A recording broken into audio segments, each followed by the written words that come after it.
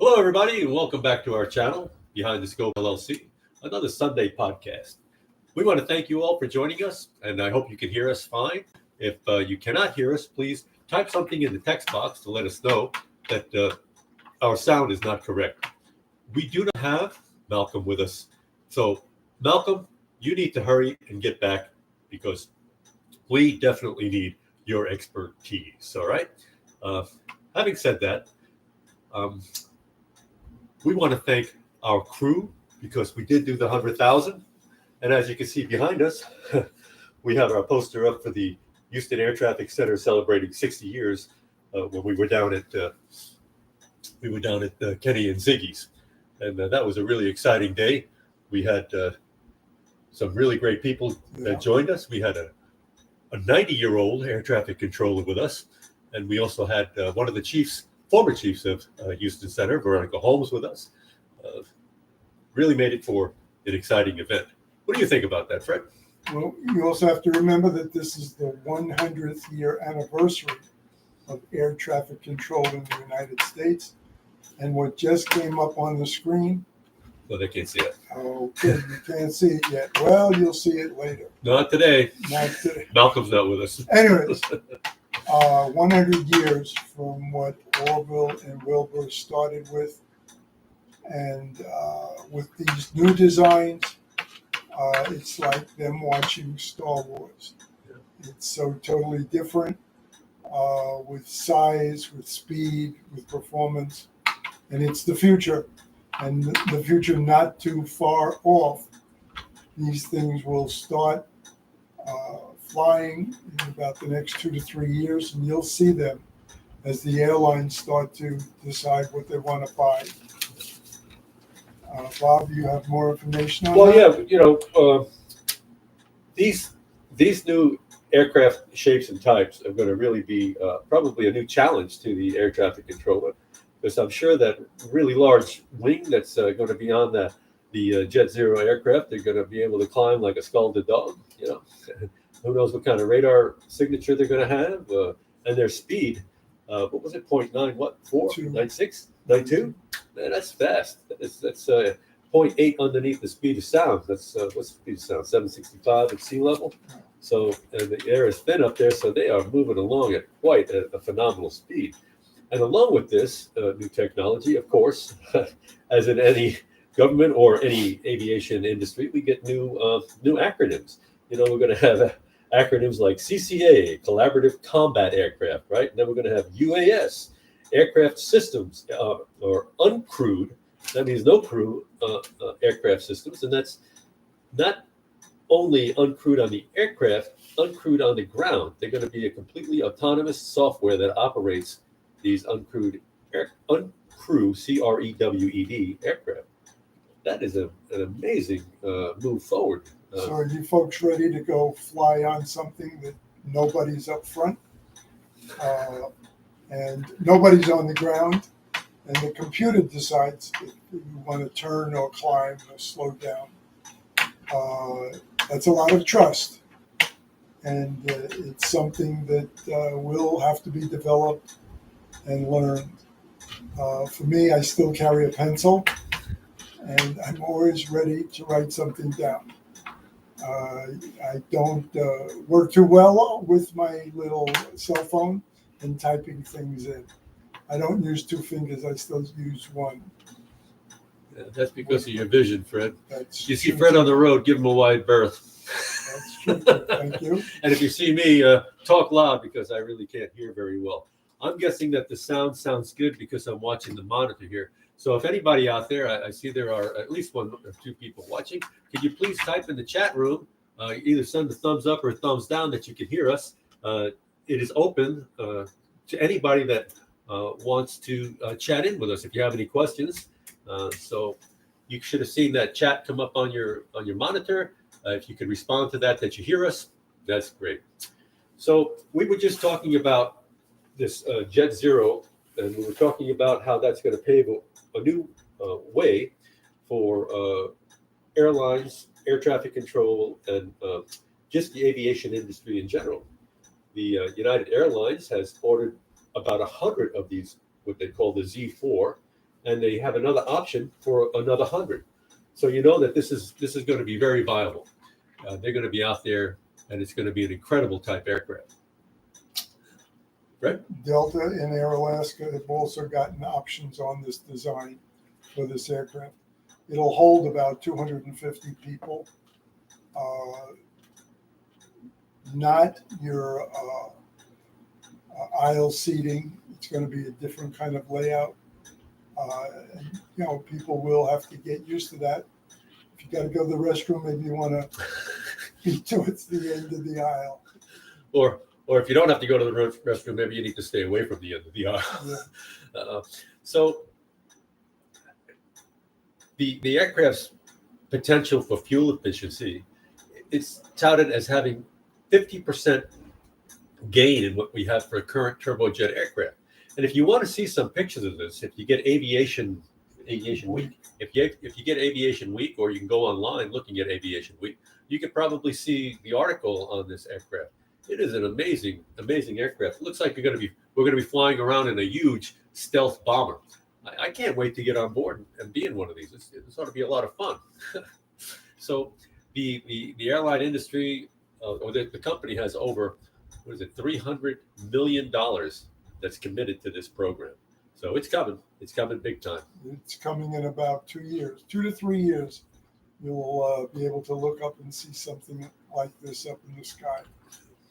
So I don't know. I haven't seen anything about wake turbulence testing or climb rate testing yet. I'm sure that'll be published pretty soon, because everybody's going to want to have some kind of training on that. So. And Boeing and Airbus are going to be scrambling to catch up, because net zero right now is ahead of them.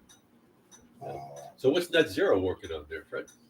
Net zero is working on the design. They're actually building the first prototypes in Greenville, North Carolina. Yeah. So Greenville, buckle up. You're going to have some new industry coming to you. So that looks like another shot in the arm to the U.S. economy. Jobs. I love it. Jobs coming in left and right. Huh? Might make a nice looking Air Force One. Well, yeah. Well, I agree. Yeah. It'd be pretty cool, especially if it does have stealth capabilities. I'm sure that they'll be able to design that in that type of aircraft. Yeah. You have to ask President Trump what he thinks of that. I'm sure he might decide to tell him to keep that present of that 747. I got a nicer one. Yeah, really. So this aircraft is supposed to, cruise at about the mid-30s, like flight level 350. For layman, that's 35,000 feet. Should have a maximum takeoff weight, as advertised, 180 to 200,000 pounds. They're going to try to do 280,000 to 290,000 MTOW on the production aircraft. And that aircraft they're going to want to fly at flight level 450, or 45,000 feet. So you can imagine how tall that's going to be. 45,000 feet. Not many aircraft get up there. I think the 757 is serviceable to 43,000 at flight level 430. Now you're up there with the real thin Learjets and Gulfstreams. So exciting times coming for the aviation industry. Their engines, they're embedded in the back of the aircraft, low, like kind of down, so that they don't induce any additional drag, as the older type aircraft have the engines hanging off the sides. I mean, you get a lot of thrust, but there's also that drag ratio that comes out from having that. Now, I don't think they're going to have buckets to slow down when they get on the ground like they do in the commercial jets of today. What do you think about that kind of thing, Fred? I think they will have special ways to slow the aircraft down, because they're not going to build longer runways.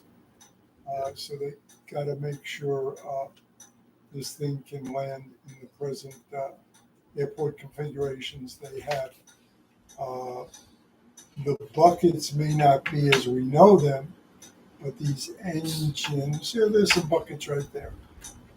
These engines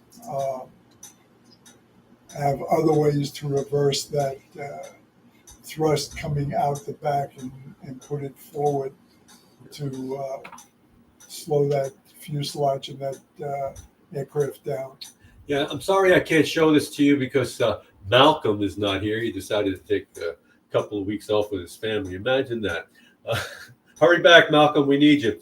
But here you can see that the aircraft has a détente in the back of the tail, and there's kind of this layer between the engine and the aircraft skin that gives it a what they call like a cushion, and it is about a third of it to two-thirds of it is protruding in the airflow area, but it does have free full airflow into the engine itself. So, and the exhaust is similar. It goes directly out the back in the flow and in the design and line of the aircraft. So it's going to be a pretty quick aircraft. But right? the emissions out of that engine are at least 50% less than what we know now.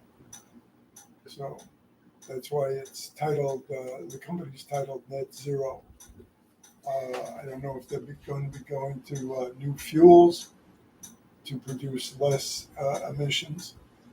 That's all in development for the next 3 to 5 years. We'll find out more. So anybody out there have any questions for us? Anybody interested in us doing something for them? Maybe looking at a different idea, a different aviation aspect. I was watching some information on the Air India accident, and what they've come up in early conclusion is that the fuel valve shutoff valves were in the wrong position. So you have one pilot that has over 250,000 hours of flight time, and the other pilot had, I think, 56 or 6,000 hours of flight time, and they had the wrong configuration, the ON/OFF switches in the fuel shutoff valves in the wrong position. And just before they declared Mayday, the one person asked the other person, and they don't know which one, why are the fuel shutoff valves in the wrong position? And the other guy said, no, they're not in the wrong position. So holding deniability all the way down to Mayday, Mayday, Mayday, and then within seconds, the aircraft impact with the ground. But they knew something was wrong immediately after liftoff, because immediately after liftoff, you can see that the hydraulic boost, which is this little device, drops down from the underbelly of the aircraft, and it has a prop on it. And the reason why it has a prop, it sends pressure into the hydraulic system so the aircraft can still operate flaps, wings, empennage, ailerons, so that they don't completely lose control of the aircraft. When the aircraft is running, the hydraulic system is working. When the aircraft is off, the hydraulic system is off. So this system is a secondary boost to those hydraulics. And immediately when it took off, that dropped down, which said there was no power. They're still trying to determine if the movement of these throttles was intentional or accidental. But it's what caused that airplane to stop flying, and not enough height to get it to recover. A shame for all those passengers. Well, I see Richard Piper is out there. How you doing, Richard? Good to have you on board. I'm glad that you can at least hear us. Ram Air Turbine. Yeah, I see Richard's writing greetings. You have any questions for us, Richard? Anything that you'd like to see us do in the future? Richard is the star of some of our shows. Yes. And I'm sorry you didn't get over to our celebration of Houston Center last week. Yeah, it was really great to see some of the old controllers there. You had Steve and Dorothy Stooksbury there. You had Stan Jorgensen. You had Jerry Strickland. Of course, Fred and his wonderful wife Peggy, who, by the way, is fashioning hats and mugs for us. And maybe next week we'll even be able to show off those hats and mugs. Yes. So, we had Tom Lowry, and Tom is 90 years old, and he's also the very first controller that walked into Houston Center when the doors opened. I took some video, so eventually I'll be able to post some of the video from that event. And I see, well, Richard, what leads you to believe that it might have been a suicide by one of the pilots? That's an interesting idea. I didn't see anybody publish that. Elaborate if you can. And while we're waiting for Richard to type that up, anybody out there that has a need for a T-shirt, this is the time where I become a huckster. We have these wonderful behind the scope. You notice how they're so slimming, right? And boom, we have our QR code on the side. So anybody that wants to hear some of our stories and you don't know the address for our channel, you can just have them take out their phone and take a picture of our QR code, and it'll take them right to our channel. Next thing that we're hawking, these wonderful Behind the Scope LLC booklets that will give you the history of air traffic control. You can see this originally was written by Stan Jorgensen and then amended, by myself and Fred to bring it up to date. You'll have all of the dates from the start up till now of when air traffic control started and all the things that made the industry what it is today. Everything you wanted to know about air traffic control, but were afraid to ask. I knew you were going to go there, Fred, but you didn't go all the way. I appreciate that. I mean, you'll even have, for us presenter people, you'll see all the facilities that are out there, and you'll know what state they reside in and what city. So, and they're also saying that they're going to add an additional 6 facilities to the system. Yeah.